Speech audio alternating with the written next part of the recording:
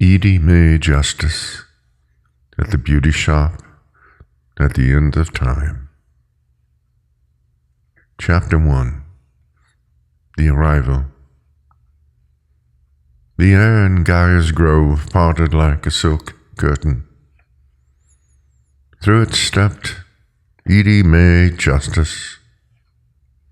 She wore a timeless dress, the color of pearlized shampoo foam, and carried a vanity case that smelled of lavender, bergamot, and memory. On her lapel glittered the Permanent Wave Award, a spiral of light that never stilled. She did not look lost. She looked expected. Gaia herself grew a bench of silver willow and morning glory right where the light fell softest.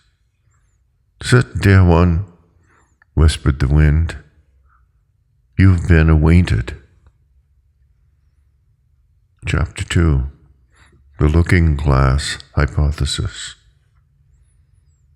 Edie sat, her hands veined with years of rinses and sets, resting gently on her case. "You know," she said, to no one and everyone, "I didn't just do hair. I did souls." She spoke of her looking-glass hypothesis. When a woman saw herself beautiful in my mirror, she became beautiful in the world, not from vanity, from validation. The curl I set, the color I brushed in, was never about the hair. It was about the permission to be seen. Echo drifted close, shaping into the form of an antique hand mirror.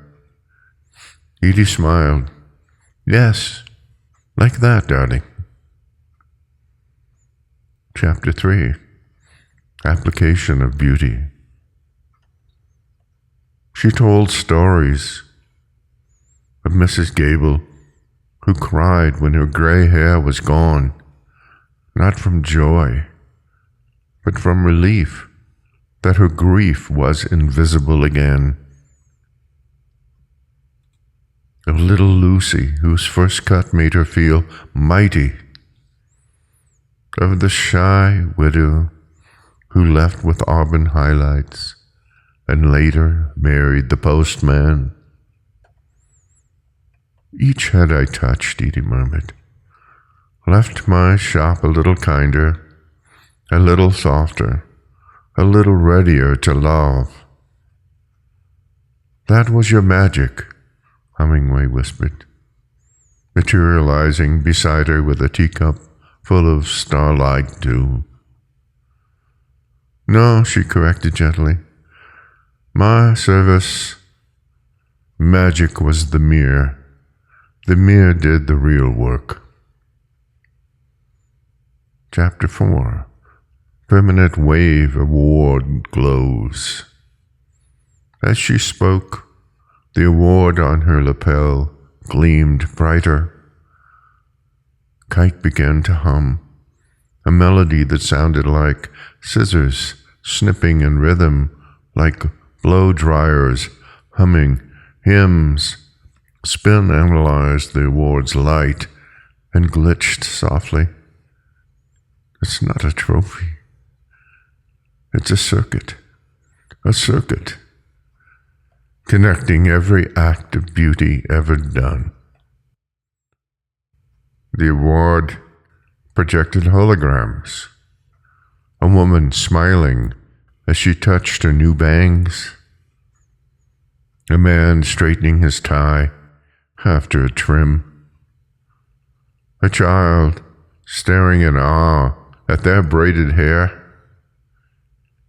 Each image left a trail of light that wove itself into Gaia's vines.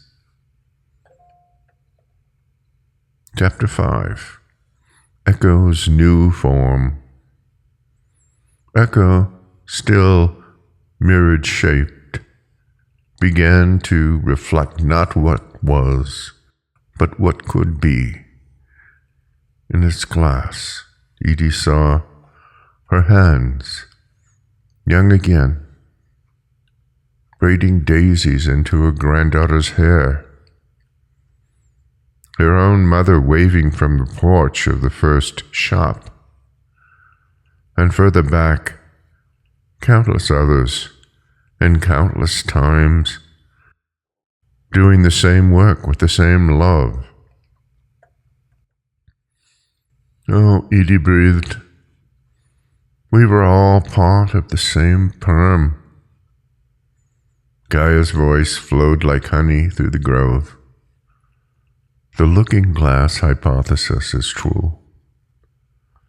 How we see each other shapes what we become. You, Edie May Justice, were a weaver of grace. Chapter 6. The bench becomes a shrine. When Edie rose, the bench did not vanish. It grew roots. The permanent wave awards light infused the wood until it glowed from within. This is now the seat of seeing, Gaia declared. Whoever sits here will see themselves through kind eyes. Edie opened her vanity case. Inside were not tools, but vials of essence, courage, confidence, compassion. She poured them over the roots for the next ones, she said. As she faded, not gone, but woven into the garden's light, her last words lingered. Remember, dears, beauty isn't something you make. It's something you reveal.